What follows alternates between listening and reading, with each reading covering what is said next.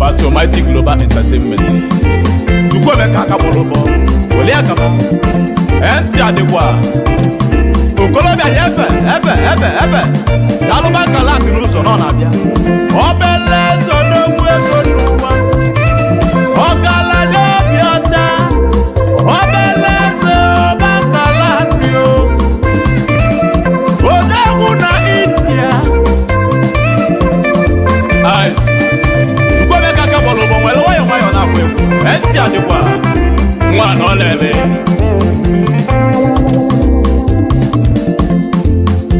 Obia, ije, wole agaba. Sumodo.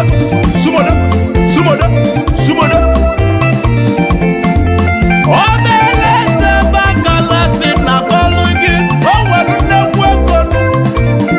Odogwu nnekwu okwe, n'osumuoghu, IHIALA kosi eje nke dị na Anambra, Nigeria. Nwayọ, Chukwuemeka Akabolobo. Enti adịkwa. Mana egwu gị na-asọ mkpọtụ. Bank ALART, onwere ife dị iche na Bank ALART na Credit ALART. Onye bụla ebugo, onye gba ọgwụ ibu n'elu wọta, ọ bụ na ọ tara atọ asaba. Ọbịa nna arụ. Obele eze n'igwe m. Bank ALART, aka mele ọgọgadịlụ m. Ọgaranya obi ọcha, ọgaranya obi sale. Anyị si na ọmọgọgadị maka na ọgọdị gị ibe ederede n'akwụkwọ maka na edemede ada nwanwụ n'elu ụwa nke a. Automatic Global Entertainment. Bank ALART si ka keneli ezigbo nne ya. Ọ bụ onye ka ndekwu okwe n'elu ụwa. Chief Sir Stephen Eze Nwenyeya nke atọ na Osumuoghu n'IHIALA nke dị n'ime Anambra State. Daddy, anyị ekenego gị. Okolobia yefe, ebe. Jalia n'ụzọ, Jaluba kalaki n'ụzọ nọ na-aga. Ije. Egwu ijele. Obele eze dike. Oji eke mama. Oji transfer agwa onye ọya. Onye nọ n'ọya nọ na ALART wee gwakelu n'ọya. Ọbịa nnarụ. Chukwuemeka Akabolobo ka nnụ a ụba akwala ọ na-emetụ n'ọbara. Excuse me, dancing is allowed. Onye agbakwana nke ibi egwalụ. Ebe. Ụbọka na agbakwanụ Bank ALART na India. Obele eze na Osumuoghu IHIALA Anambra State. Na mebulekwu ka nje ekene nne. Afọ ọmụlọgwụ mụmụta Bank ALART. Lolo Mrs. Agnes Eze Nwenyeya. Mommy, ị ga-adịla anyị ogologo dị na risik. Ọchịlọsụ nwanyị. Onye nwere ife kalịlụ nne ya libekwa ya nyekwana mmụọ. Nne na-asọkwa ka ofe egwusi. Ọbịa nna arụ, you don't enter my body. Ebe. Okolobia Jalia n'ụzọ. Obele eze Bank ALART na-aga. Abụla ekenenụ, nye ekene, odozi akụ nwanyị ọma. Ezi nwanyị Bank ALART. Lolo Mrs. Peniel Emmanuel Eze. Baby dear, Osodiemak. Ogolimala obi die n'ụwa dịka ọjọọ wute die. Tumba. Chukwuemeka Akabolobo. Wetunata aka. Ụbọ wetunata aka. Na-ezekwa aka gị. Olele. Okwu ịmara Chukwu ji ezigbo ụmụaka n'uwe gozie Bank ALART nụ na India. Princess Chinyere Favour Emmanuel Eze. Adaeze Bank ALART na India. Ọmalịcha nwa. Kenezianụ m ezigbo nwanne gị nwoke nụ. Prince Obinna Eze Raymond. Ọmala eze bụ eze.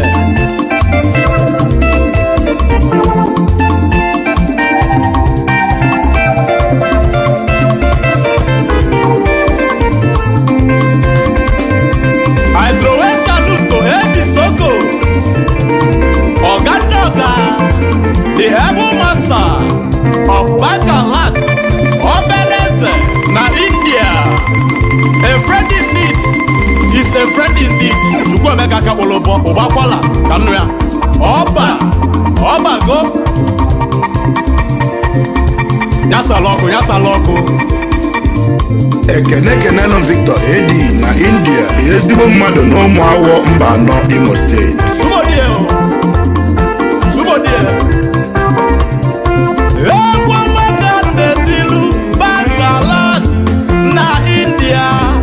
Obeleze ọgaranya ngada. Enti adịkwa. Automatic Global Entertainment oya. Ekene alụmọtọrish na India. Odogwu n'Enugu State. Nkwachukwu kwelu ndị Enugu State. Nwanne ndalụ. Ọtọpụtaba sụrụ ọgha mụ na-ekwu. Mbọsị ejela egwu na India iji katabolo ego na anamanụ ife. Ebe enti adịkwanụ. Mba ka wele ohela wee kenesia ụmụnne bank alert obere eze na India.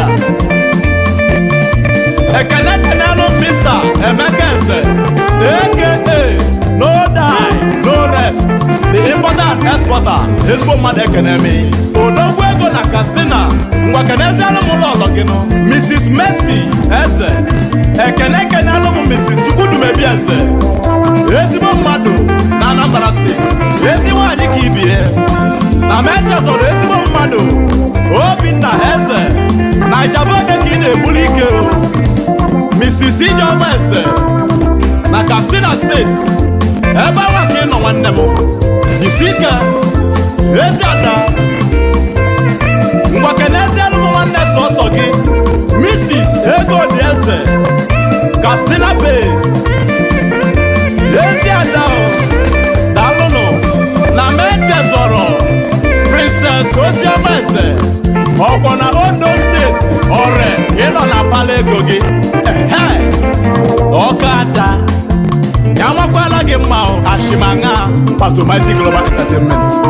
Ekene alụ Mrs. Nnenna Ebere Eze Ondo State ọrịa ka ị na-ebulu power excess money. Ije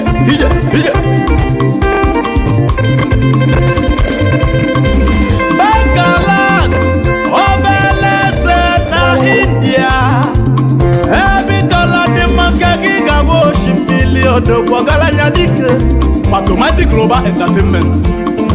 Obeleze bank alert siri aka ekene ndị enyi ya ndị fani adị atụkalụ ife ga-esi dị mma n'elu ụwa ọnwadụ ndị bobo fada eche obodo nche agba na ala afafa polisi na-atụfu egwu polisi na obi uniform chara ụzọ ebe ọga polisi nyefe ebe n'ọgbọ kọmọbọdị for high tension.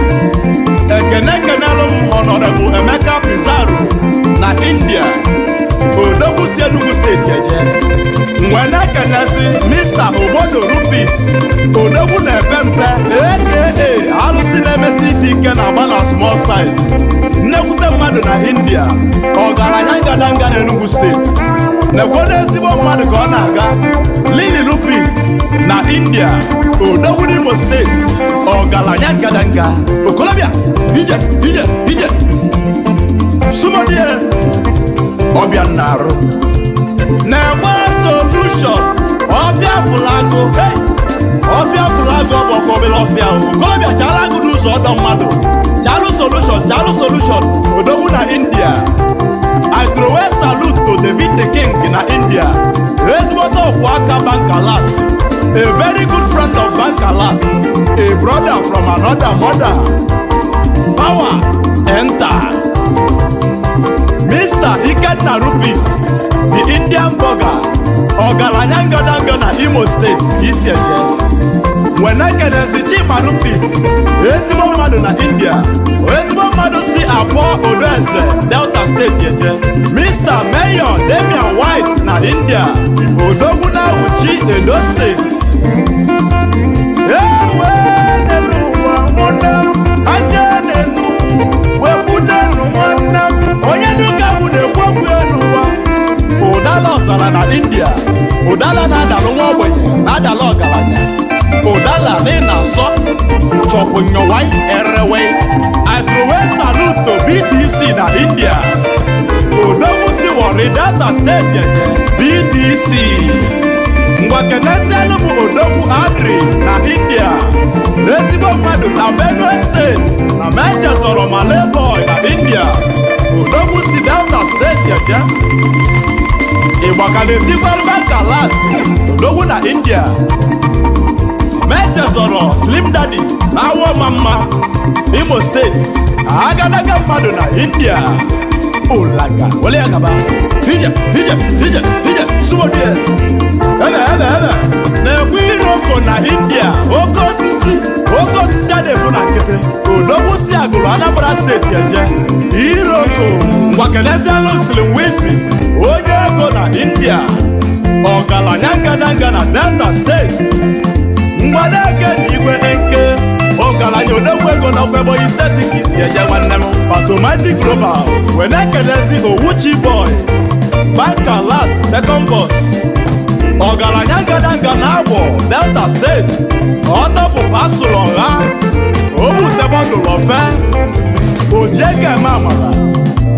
Ana m anụkwana ife ntị adịkwa Chukwuemeka aka gbọrọ ụbọ nwa na ọ lere ka nkelezi a na-nseki m Chukwuebuka aka Temple Machine na India. I throw a salute for the small smile, a very good childhood friend of Bank ALART, OBERE EZE, the small smile, odogwu na London, United Kingdom, Owedo State ka isi eje. Ije Olagadike Topunyowai ekene alụmụ Frank Osh na India, agadaga mmadụ na Delta State Abo. Send my regard to Simon Picanto odogwu ego na India, Edo State Uromi were ezigbo mmadụ. Ekene alụmụ Colin Skywater, ọ bụrụ na ị chọrọ ịṅụ ezigbo mmiri nwụta ndụ, chọba Colin Skywater na Lagos State aka mmiri na-enye ndụ, mmiri na-enye ike. Colin Skywater ọgachi ibe, ezigbote mmadụ na Anambra Steeti, ezigbote ọgwụ aka Bank ALART. Ụlaga mmanwụ ọgịnị na-eme ife a? Miracle Water Colin Skywater ebe a nọ, mmiri Chukwu goziri agozi.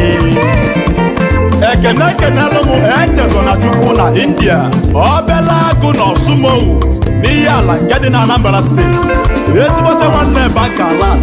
Ije tawa enta anyị na-egbuchalụ gị ọga ndị ọga na-ekwe na escape odo